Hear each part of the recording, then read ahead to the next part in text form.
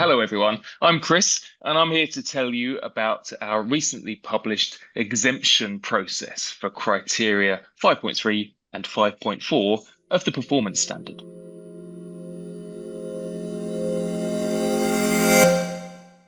I should say up front that ASI remains committed to a 1.5 degree aligned aluminium sector, and the greenhouse gas related criteria of our Performance Standard, Principle 5, haven't changed since version 3 was published in 2022. The requirements for entities to be judged in conformance with criteria 5.3 and 5.4 remain the same. In fact, we've just released a new tool for assessing conformance, so check that out on the website. Our greenhouse gas method, the ASI method, continues to be the approach entities are required to use to develop 1.5 degree aligned emission reduction targets. But due in part to structural barriers beyond many entities' control, the aluminium sector as a whole is not reducing emissions in line with a 1.5 degree scenario. It's worth saying that no other industry is 1.5 degree aligned either, and nor is the globe.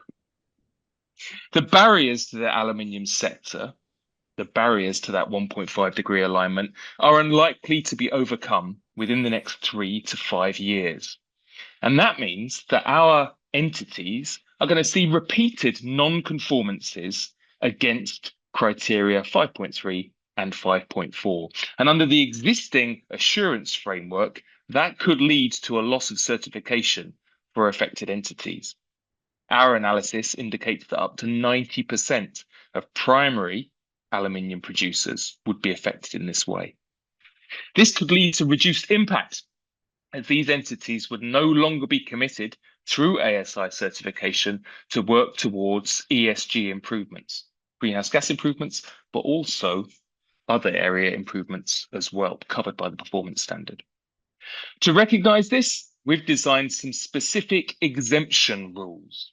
Now, exemption gives entities more time to address structural causes of non-conformance without risk of certification. That's to say they don't have to close those non-conformances before the next surveillance audit, which is what we would usually expect under our assurance framework.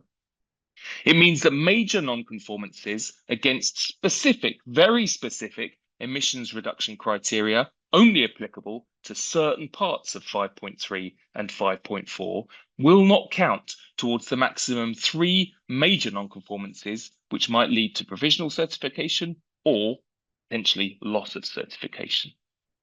Even so, exempted entities are required to develop corrective action plans and to demonstrate progress over time.